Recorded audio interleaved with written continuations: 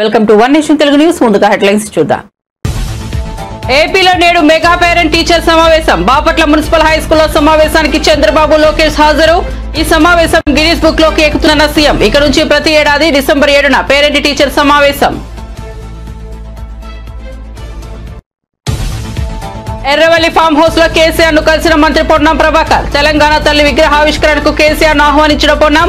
Farm house కు వచ్చిన మంత్రిని సాదరంగా ఆహ్వానించిన కేసీఆర్. ఎల్లుండి సచివాలయ ప్రాంగణంలో విగ్రహావిష్కరణ. ఏపీలో నేడు mega parent teacher meeting. Kadapa corporation high స్కూల్లో సమావేశానికి హాజరైన పవన్. విద్యార్థుల తల్లిదండ్రులతో సమావేశం.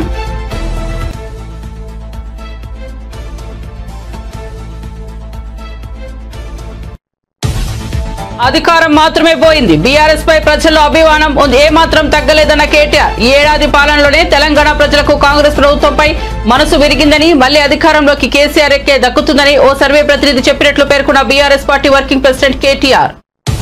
ఇక వార్త వివరాల్లోకి వెళ్తే, బాపట్ల మున్సిపల్ హై స్కూల్లో జరిగిన మెగా పేరెంట్ టీచర్ సమావేశానికి సీఎం చంద్రబాబు, విద్యాశాఖ మంత్రి నారా లోకేష్ హాజరయ్యారు. హై స్కూల్ ప్రాంగణంలో వారి విద్యార్థులతో ముచ్చటించారు.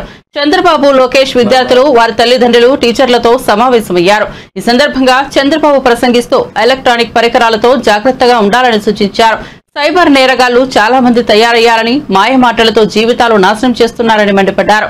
టెక్నాలజీ వల్ల మంచితో పాటు చెడు కూడా ఉంటుందని అభిప్రాయపడ్డారు.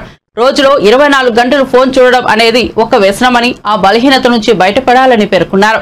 పిల్లల గురించి తల్లిదండ్రులు, ఉపాధ్యాయులు అన్ని జాగ్రత్తలు తీసుకోవాలని అన్నారు.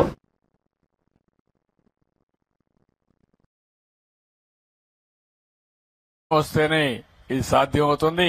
ఆడుకునే పరిస్థితికి వచ్చారు. స్నేహం అనే పేరు పెట్టి అక్కడి నుంచి వాళ్ళ జీవితాన్ని నాశనం చేసి, అదే మరిగా అశ్లీలమైనటువంటి ఫోటోలు కూడా తీసి బ్లాక్ మెయిల్ కూడా చేసే పరిస్థితికి వస్తున్నారు.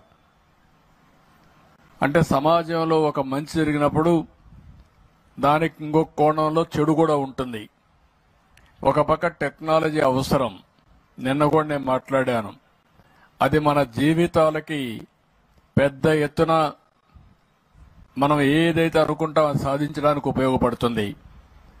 అదే సమయంలో ఇలాంటి టెక్నాలజీ ఉపయోగించుకుని అవసరమైతే మన పేరుతో ఉండే మన డబ్బులు కూడా మన బ్యాంకులో దోచేసుకునే పరిస్థితులు కూడా వస్తున్నారు. ఒక్క నేరం కాదు, ఒక పక్క మోసం కూడా చేసి ఇంట్లో మనల్ని మిస్లీడ్ చేసే పరిస్థితి కూడా వస్తారు.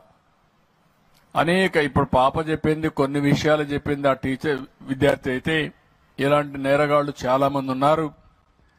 అందుకే సైబర్ నేరగాళ్ల పట్ల మనం జాగ్రత్తగా ఉండాలంటే మనం ఏ విధంగా పనిచేయాలో మీరందరూ అర్థం చేసుకోవాల్సిన అవసరం ఉంది.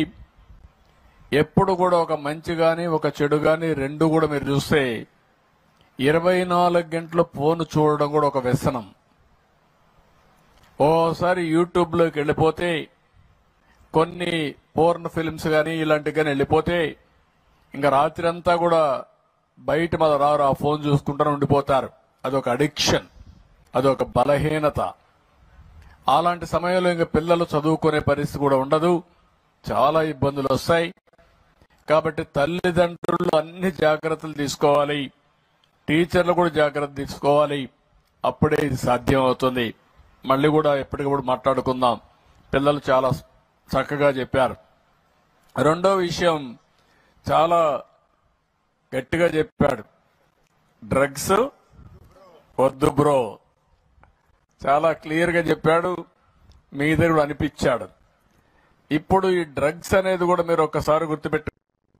ఏపీ విద్యాశాఖ మంత్రి నారా లోకేష్ వినూత్న రీతిలో తీసుకొచ్చిన కార్యక్రమం మెగా పేరెంట్ టీచర్ మీటింగ్.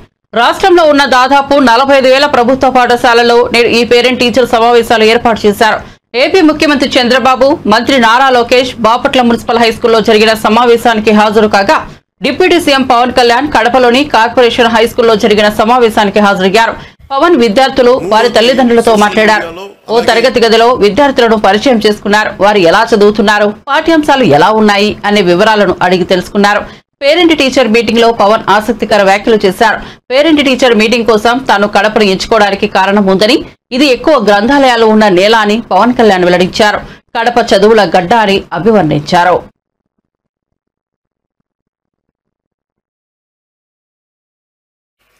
ఏదో ఒక ప్రాంతంలో పుట్టాలి, కానీ మనందరం భారతీయులు అని మర్చిపోకూడదు. మన నేషనల్ ఐడెంటిటీ చాలా చాలా కీలకం. అలాగే లా అండ్ ఆర్డర్కి మనం సహకరించాలి.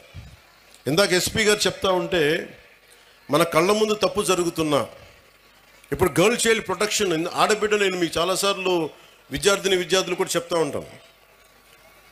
సుగాలి ప్రీతి అనే ఒక పాప 14 ఏళ్ల బిడ్డ స్కూల్కి వెళ్ళి, అమ్మ నేను స్కూల్కి వెళ్తున్నాను తిరిగి వస్తానని చెప్పి వెళ్తే ఆ బిడ్డ ఇప్పుడు ఇంటికి రాలా, స్కూల్లో చనిపోయింది. ఫ్యాన్కి ఉరేసుకొని చనిపోయింది. దాని మీద ఈ రోజు వరకు యాక్షన్ తీసుకోవడానికి చేస్తామంటే ఇప్పుడు ఈ మధ్యన మన కొత్త ప్రభుత్వం వచ్చిన తర్వాత దాని మీద యాక్షన్ ఇనిషియేట్ చేస్తా ఉన్నాం. అంటే మీకు ఆడబిడ్డల భద్రత అంత కీలకం. అందుకని మాధవిరెడ్డి గారు చెప్పినట్టుగా ఇలాంటి సమస్యలు ఏదైనా ఉంటే ప్రతి స్కూల్లో కెమెరాస్ ఉండాలి. అలాంటి ప్రతిపాదన గౌరవ ముఖ్యమంత్రి గారు కూడా ఆలోచిస్తూ ఉన్నారు. అందుకని దాన్ని ఆడబిడ్డల భద్రత కోసమే కాకుండా ఎలాంటి సమస్యలు ఉన్నా కానీ ఉత్పన్నం కాకుండా ముందుగానే పట్టుకోవడానికి కెమెరాస్ ఉండాలి. సో దాన్ని కూడా మేము దృష్టిలో పెట్టుకుంటా ఉన్నాం. అలాగే ఫ్యామిలీకి సంబంధించిన దాకా మాట్లాడితే, ఒకటి ఎంతమంది బిడ్డలు ఉన్నారని కాదు, కానీ ఎంతమందిని మనం బాగా చూసుకుంటున్నాం అనేది. తల్లిదండ్రులు ముఖ్యంగా మీ బిడ్డలు ఏం చేస్తున్నారు, సరిగ్గా ఉంటున్నారా లేదా. నాకు తెలుసు మీకు కష్టాలు ఉంటాయి, మీకు ఇబ్బందులు ఉంటాయి, కానీ వీటన్నిటిని మించి మనం బాధ్యత తీసుకోకపోతే మనం కనీసం ఒక 10 నిమిషాలు మీరు చూసుకోవట్లేదని కాదు, కానీ మీరు కొంత సమయం కేటాయించి ఒక దృష్టి పెడితే మీ బిడ్డలు ఎక్కడున్నారు, ఏం చేస్తున్నారు, ఎంత సమయం గడుపుతున్నారు, ట్యాబ్లెట్స్ని సద్వినియోగం చేస్తున్నారా, లేదంటే అవసరానికి మించి వాడుతున్నారా, చెప్పిన పర్పస్ కాకుండా దేనికదన్నా వాడుతున్నారా, ఇవన్నీ కూడా మీ దృష్టిలో ఉంటే ఇంట్లోనే కొంత కరెక్ట్ చేయాల్సిన అవసరం ఉంది. తర్వాత స్కూల్స్. అలాగే మీకు లా అండ్ ఆర్డర్లో సంబంధించి మీరు ముఖ్యంగా బిడ్డలు గుర్తుపెట్టుకోవాల్సింది, చిన్నపిల్లలకి వాళ్ళు క్లీన్ స్లేట్, ఏమీ రాయని ఒక వైట్ పేపర్ లాంటి వాళ్ళు మనం ఏమి రాస్తామో దానికి అదే తయారవుతారు. సో ఇంట్లో పెద్దలు కూడా మీరు అనుక్షణం చూస్తూ ఉండాలి. మీరు కేవలం మన వరకే ఆలోచిస్తే, మన కులం, మన ప్రాంతం, ఇక్కడి దాకా ఆలోచిస్తే పిల్లలు కూడా అదే స్థాయిలో ఉంటారు. మీరు ఇవ్వాల్సింది వేమన లాంటి మహానుభావుడు పుట్టిన నేల ఇది. ఆయన సంస్కారాన్ని కూడా బిడ్డలకి నేర్పించాల్సిన అవసరం ఉంది. అది పాఠాల్లో ఎలాగ ఉన్నాయి, కొంత స్కూల్స్లో మీరు ఇళ్లలో కూడా ఆ విలువలు కొంత పాటించేలా మీరు ముందుకు తీసుకెళ్లాలని మనస్ఫూర్తిగా కోరుకుంటున్నాను. తెలంగాణ సీఎం రేవంత్ రెడ్డి నల్గొండ జిల్లాలో పర్యటిస్తున్నారు. ఇందులో భాగంగా మొదట నార్కట్పల్లి మండలంలో నిర్మించి బ్రాహ్మణ వెల్లంల రిజర్వేర్ ఎత్తిపోతల డ్యాంను సీఎం రేవంత్ రెడ్డి ప్రారంభించారు. ఈ క్రమంలోనే అక్కడే ఏర్పాటు చేసిన ప్రాజెక్టు ఫైళ్లను సీఎం చేతుల మీదుగా ఆవిష్కరించారు. ఈ సమయంలో సీఎంతో పాటు స్థానిక మంత్రులు కోమిటిరెడ్డి వెంకటరెడ్డి, డిప్యూటీ సీఎం బట్టి విక్రమార్క, మంత్రి ఉత్తమ్ కుమార్ రెడ్డి, దామోదర రాజనరసింహ పాల్గొన్నారు.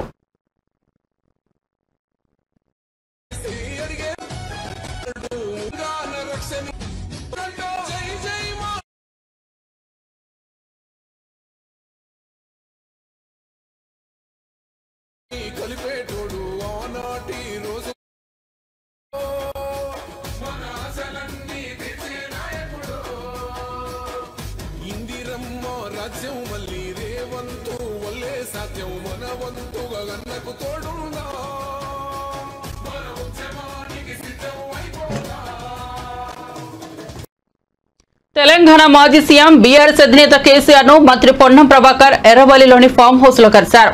సచివాలయం ప్రాంగణంలో జరగనున్న తెలంగాణ తల్లి విగ్రహావిష్కరణ కార్యక్రమానికి ఆయనను ఆహ్వానించారు. తన ఫామ్ హౌస్ కు వచ్చిన మంత్రిని కేసీఆర్ మర్యాదపూర్వకంగా ఆహ్వానించారు. కేంద్ర మంత్రులు కిషన్ రెడ్డి, బండి సంజయ్లకు కూడా మంత్రి ఆహ్వానం అందించనున్నారు. సచివాలయంలో ఈ నెల 9న కాంగ్రెస్ ప్రభుత్వం తెలంగాణ తల్లి విగ్రహాన్ని ఆవిష్కరించనుంది. ఈ విగ్రహ ఆవిష్కరణకు మాజీ సీఎం కేసీఆర్ ను కేంద్ర మంత్రులను ఆహ్వానిస్తామని ముఖ్యమంత్రి రేవంత్ రెడ్డి, మంత్రి పొన్నం ప్రభాకర్ ఇదివరకే చెప్పారు. ఈ ఏడాది పాలనలోనే తెలంగాణ ప్రజలకు కాంగ్రెస్ ప్రభుత్వంపై మనసు విరిగిందని, మళ్లీ అధికారం కేసీఆర్ కే దక్కుతుందని ఓ సర్వే ప్రతినిధి చెప్పినట్లు BRS party working president KTR పేర్కొన్నారు. బీఆర్ఎస్ మాజీ ఎమ్మెల్యే రసమయ్యి బాలకిషన్ ఆధ్వర్యంలో రూపొందించిన నమ్మి నానబోస్తే షార్ట్ ఫిలిం ప్రివ్యూ సందర్భంగా కేటీఆర్ మాట్లాడారు.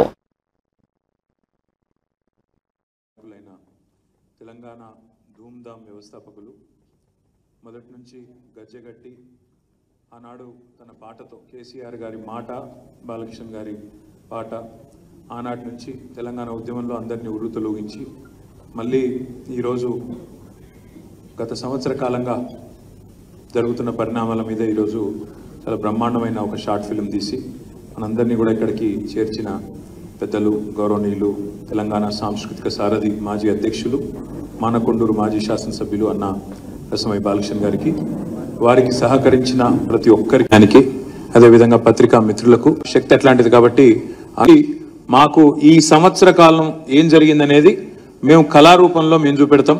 దయచేసి తెలంగాణ భవన్లో ఏర్పాట్లు చేయించండి అని చెప్పి రసమై బాలకృష్ణ గారు ముందుకొచ్చి వారు స్పష్టంగా వారే అడిగిన దానికి కేవలం ఇక్కడ చంద్రశేఖర్ రెడ్డి గారు మన పార్టీ కార్యాలయము ఏర్పాట్లు చేసింది తప్ప ఇందులో మా పాత్ర పెద్దగా లేదు. వారే మొత్తం చేసి వచ్చినారు.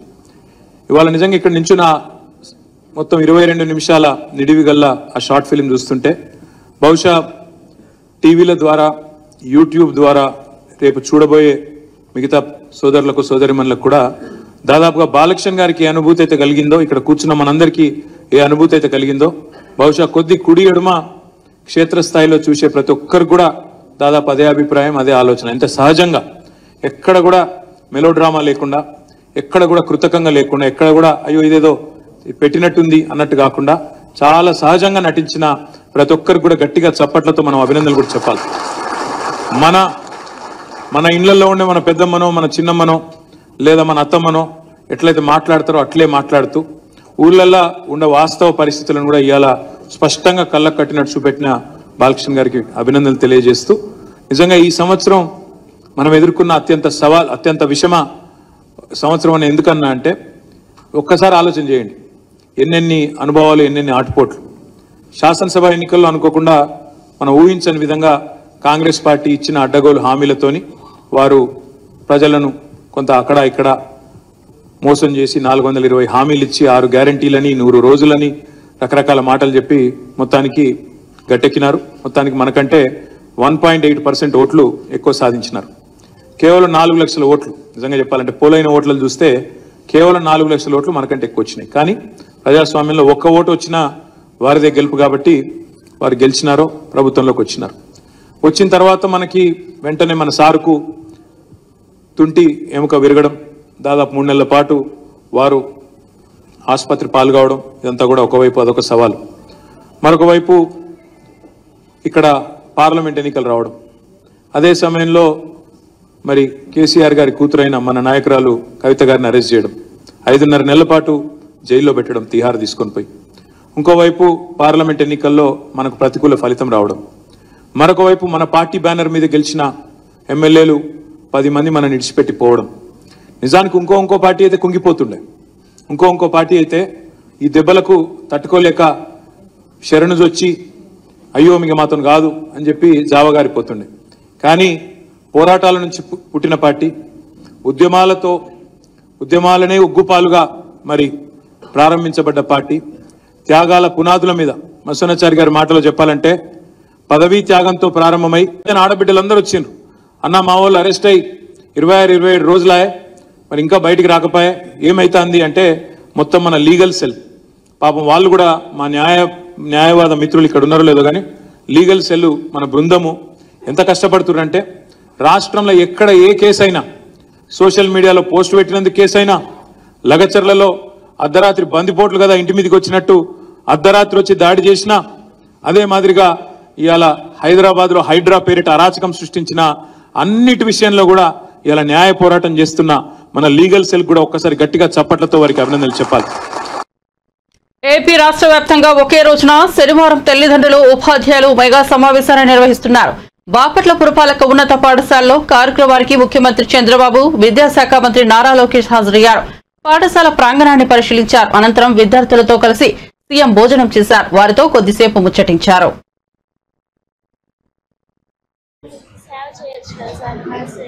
డాక్టర్ అయితే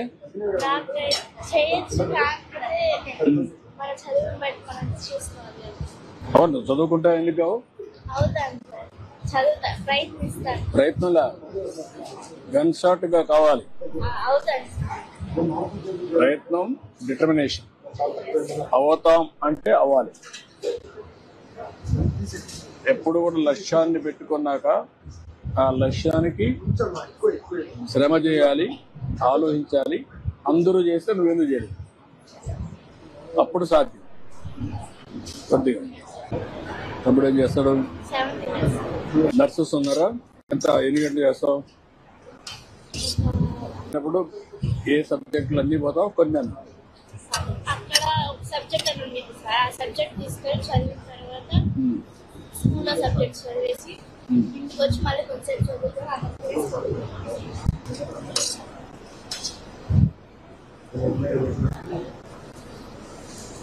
నీ అనుభవం ఏంటి? పిల్లలందరూ బాగుంటారా?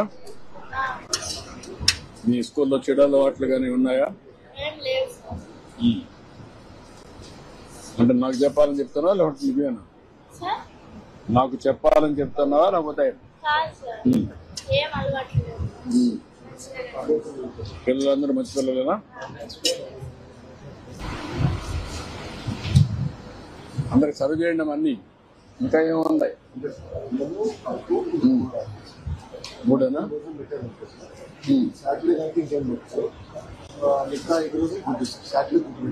రెడ్డి గద్దెనెక్కి నేటికి ఏడాది పూర్తయింది. అయినా ఏం లాభం? ఏ ఒక్క హామీ నెరవేరలేదు. అభివృద్ధి సంక్షేమానికి చోటే లేదు. హామీలన్నీ నీటి మీద రాత్రులాగి మిగిలిపోయాయి. ప్రజలకు కన్నీళ్లు మిగిలాయి. ఈ నేపథ్యంలో బీఆర్ఎస్ మాజీ ఎమ్మెల్యే రసమై బాలకిషన్ రేవంత్ సర్కార్ను విమర్శిస్తూ ఓ పాటను రూపొందించారు. కాంగ్రెస్ ప్రభుత్వం ఏడాది పాలన సందర్భంగా ఆ పాటను తెలంగాణ భవన్ లో విడుదల చేశారు. ఈ కార్యక్రమంలో party working president KTR, Rasamayi Balakishan తో పాటు పలువురు నాయకులు పాల్గొన్నారు. పాట పాడినా కూడా నేరమే. కనీసం నాకు బుద్ధి తెలిసినప్పటి నుంచి కూడా సంవత్సరం నాది కూడా 50 years అయిపోయింది. నేను ఎన్నడూ కూడా చూడలేదు. తెలంగాణ సమైక్యాంధ్ర నిర్బంధాన్ని కూడా ఎదుర్కొని మనము పాటలు పాడినప్పటి సందర్భం కూడా చూసినాం. కానీ ఒక నియంత అంబేద్కర్ ఏ రాజ్యాంగం ద్వారానైతే ప్రభుత్వాలు ఏర్పడ్డాయో ఆ ప్రభుత్వాల ఏర్పాటు కారణమైనటువంటి రాజ్యాంగాన్ని రాసినటువంటి బాబాసాహెబ్ అంబేద్కర్ వర్ధంతి రోజున కూడా దండయ్యకుండా అరెస్టులు చేసినటువంటి ఒక నియంతను చూసిన తర్వాత ఇట్లాంటి ఒక ప్రయత్నం చేయాలి. మేము కూడా అనుకుంటా ఉన్నాం. నీకే కాదు ఉపాయం, మాకు కూడా ఉంటుంది. నువ్వు పాట వాడనీయకపోవచ్చు, మాట్లాడనీయకపోవచ్చు, కానీ సెల్ ఫోన్లు అయితే నీ అయ్యే జాగిరి కాదు కదా. చేతులలో ఉన్న సెల్ ఫోన్లు ఖచ్చితంగా ప్రజల వైపు నుంచి చెప్పాలనుకున్నది చెప్తాం. పాట ద్వారా అయితే పాట ద్వారా, మాట ద్వారా అయితే మాట ద్వారా, కళారూపాల ద్వారా అయితే కళారూపాల ద్వారా, షార్ట్ ఫిలిం కానీ ఇందాక మా సీనన్న అంటా ఉన్నాడు, పాలమూరు మా సీనన్న, ఇక గిట్ల కాదు ఒక సినిమాని తీసి బలగంలాగా ఊర్లో ఉత్తగా వేద్దాం పాయిగా చూసుకుందాం అని చెప్పేసి కూడా చాలా మంది ఇక్కడికి వచ్చిన తర్వాత సీనన్న కూడా చెప్తా ఉన్నాడు. ఖచ్చితంగా ఈ ప్రభుత్వాన్ని ఎండగట్టడంలో భాగంగా ఈ చిన్న ప్రయత్నం ఇది నమ్మి నానబోస్తే పుచ్చిబూరలు అయినా కాలేదని రేపు జనం తేల్చుకుంటారు. కాబట్టి ఒక చిన్న ప్రయత్నానికి సహకరించినటువంటి నా మిత్రులందరికీ, చాలామంది మిత్రులు సహకరించారు, చాలామంది సలహాలు ఇచ్చారు. మా కర్ణతార్ సార్తో ఒక 15 రోజులు మాకు లొల్లి అయింది. వాస్తవంగా నా పేరు వేరే ఉండేదాన్ని, కానీ మళ్ళా మా రామన్న సూచన మేరకు, కర్ణప్రభాకర్ సూచన మేరకు, చొమురుగు రాజు సూచన మేరకు పాట అది కొంచెం టైటిల్ కూడా మార్చుకుని, టైటిల్ నాది కాదు, టైటిల్ రామన్న పెట్టింది. నేను మళ్ళీ చెప్తా ఉన్నా. 2-3 దానిలో మా దేశపతి కూడా చాలాసేపు చర్చ దీని మీద మాట్లాడుకున్నాం. ఈ ప్రయత్నాన్ని మొదటి ప్రయత్నంగా చిన్న ఏమైనా ఉంటే కూడా మీ సలహాలు కూడా నేను మళ్ళీ స్వీకరిస్తా. ప్రతి నెలకు 20 నిమిషాల షార్ట్ ఫిల్మ్ ఖచ్చితంగా చేయాలన్నటువంటి ఆలోచన కూడా మేము చేయడం జరిగినది. దీనికి ఒక మాట చెప్పగానే తెలంగాణ భవన్ నుంచి మాకు పూర్తి సంపూర్ణ సహకారాలు అందించినటువంటి అన్నక్ చంద్రశేఖర్ అన్న కావచ్చు. రాష్ట్రంలో రేషన్ బియ్యం అక్రమ రవాణాపై ఏపీపీసీసీ అధ్యక్షురాలు వైఎస్ షర్మిల మరోసారి కీలక వ్యాఖ్యలు చేశారు. రేషన్ బియ్యం అక్రమాలపై విచారణకు స్పెషల్ సిట్ వేయడం సంతోషకరమని వైఎస్ షర్మిల అన్నారు. సోలార్ విద్యుత్ ఒప్పందాల్లో జరిగిన 1750 కోట్ల ముడుపులపై విచారణ ఎప్పుడని ప్రభుత్వాన్ని ట్విట్టర్ వేదికగా ఆమె ప్రశ్నించారు. ఆధారాలు, అధికారం దగ్గర పెట్టుకుని సీఎం చంద్రబాబు ఎందుకు మౌనంగా ఉన్నారని నిలదీశారు. నాడు జగన్ మాదిరే బాబు అదానికి అమ్ముడుపోయారని అర్థమవుతోందన్నారు. తక్షణమే సోలార్ డీల్ రద్దు చేయాలని డిమాండ్ చేశారు. కాంగ్రెస్ ప్రభుత్వంపై బీఆర్ఎస్ నేత మాజీ మంత్రి శ్రీనివాస్ గౌడ్ కి కీలక వ్యాఖ్యలు చేశారు. శనివారం తెలంగాణ భవన్ లో ఆయన మీడియాతో మాట్లాడారు. హోంగార్డుల దినోత్సవం సందర్భంగా రాష్ట్ర ప్రభుత్వం వారికి గుడ్ న్యూస్లు చెబుతుందని అనుకున్నారు. కానీ 1000 రూపాయలు జీతం పెంచి గొప్పలు చెబుతున్నారని విమర్శించారు. తాము అధికారంలో ఉన్నప్పుడు హోంగార్డులకు ప్రభుత్వ బీమా సౌకర్యం కల్పించామని అన్నారు. అప్పుడే 9000 జీతం ఉండేది. దానిని తాము 20,000కు పెంచి తర్వాత పీఆర్సీ 30% పెంచామని వెల్లడించారు. హోంగార్డులకు జీతాలు పెంచిన ఘనత తమ నాయకుడు కేసీఆర్ కే దక్కుతుందన్నారు. 90 రూపాయలు యాడ్ చేసి హోంగార్డులకు 1000 రూపాయల జీతం పెంపు. ఎంత ఎంత లాజిక్. వెనకడికి ఏదో కంపెనీ 99.99 రూపాయలు అని చెప్పి ఇస్తారు కూడా, అట్లా ₹1 మినాయింపించడం అన్నట్లు. రివర్స్లో 79 రూపాయలు ఇచ్చిందని చెప్పకుండా 1000 రూపాయలు పెంపు అని చెప్పిండ్రు. మేము అధికారంలో ఉన్నప్పుడే ఆటో డ్రైవర్లకు, లారీ డ్రైవర్లకు, జర్నలిస్టుతో సహా హోంగార్డులో కూడా ప్రమాదవశాత్తు చనిపోతే వాళ్ళకు 5 లక్షల ఎక్స్గ్రేషన్ ఇస్తామని చెప్పినాం. దాన్ని ఇప్పుడు ప్రకటించుకుంటున్నాం 5 లక్షల రూపాయలు ఇస్తామని చెప్పేసి. ఇక పరేడ్ అలవెన్స్ 100 రూపాయల నుంచి 200 అని చెప్పి పెట్రోల్ కూడా సరిపో. ఒక్కటి హోంగార్డ్ మిత్రులు కానీ ఉద్యోగస్తులు కానీ, తెలంగాణ మేము రాకముందు 9,000 రూపాయలు ఉండే హోంగార్డ్స్. 9,000 రూపాయలు ఉన్నటువంటి హోంగార్డ్స్ ఇండ్లలో పనిచేయించేది, పొలాల కాడ పనిచేయించేది, అధికారులు బట్టలు ఉతికించేది, వెట్టి చాకరీ చేయించేది.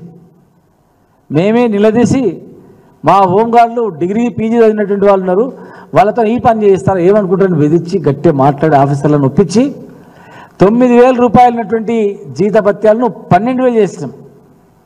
12,000 రూపాయలు ఉన్నటువంటిది 2017లో ముఖ్యమంత్రి గారి సమక్షంలో మీటింగ్ పెట్టించి 2,000 మంది హోంగార్డులను రప్పించి 12,000ను ఇమ్మీడియట్గా 18,000 రూపాయలు చేసినాం.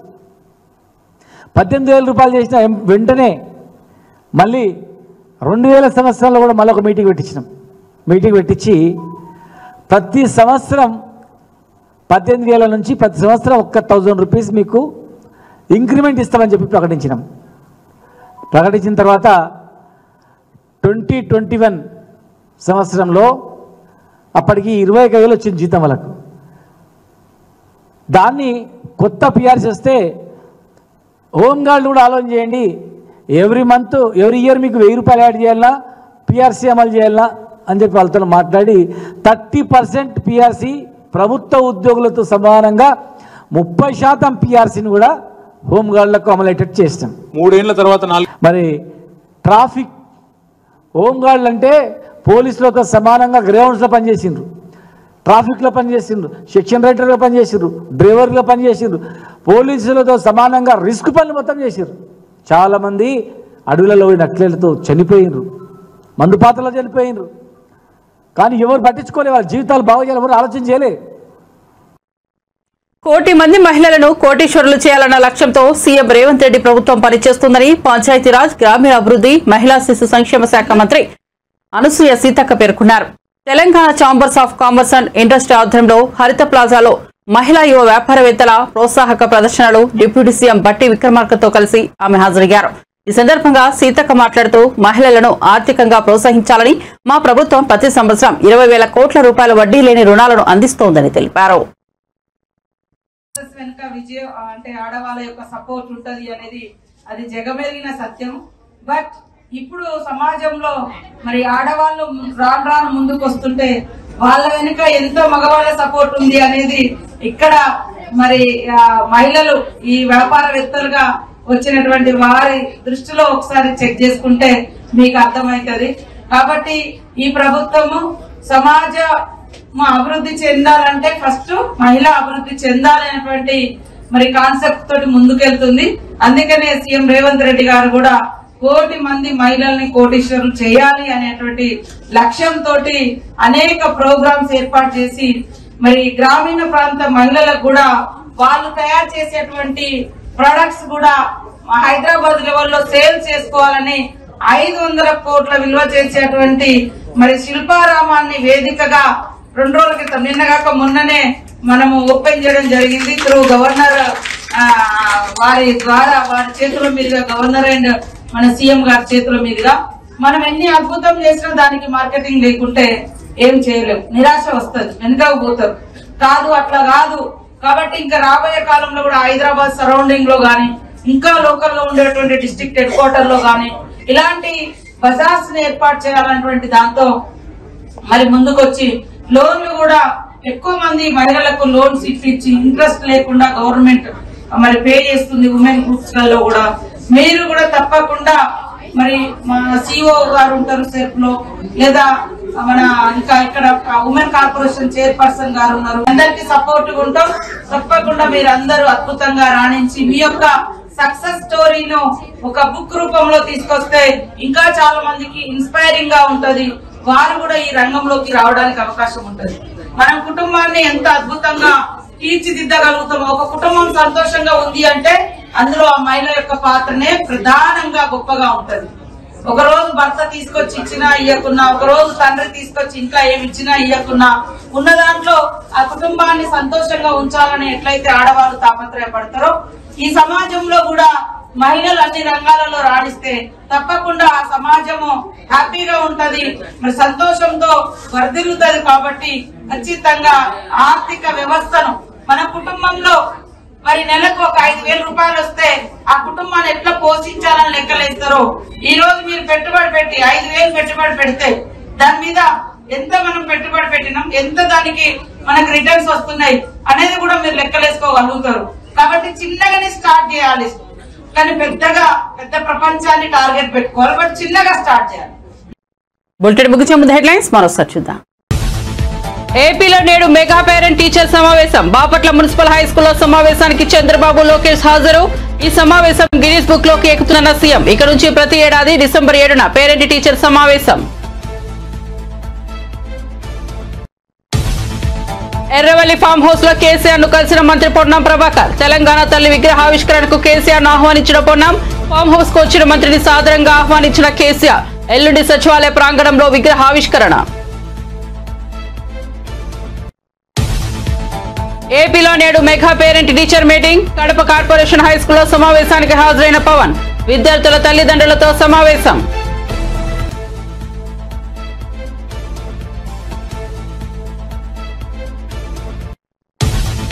అధికారం మాత్రమే పోయింది, బీఆర్ఎస్ పై ప్రజల్లో అభిమానం ఏమాత్రం తగ్గలేదన్న కేటీఆర్. ఈ ఏడాది పాలనలోనే తెలంగాణ ప్రజలకు కాంగ్రెస్ ప్రభుత్వంపై మనసు విరిగిందని, మళ్లీ అధికారంలోకి కేసీఆర్ ఎక్కే దక్కుతుందని ఓ సర్వే ప్రతినిధి చెప్పినట్లు పేర్కొన్న BRS party working president KTR.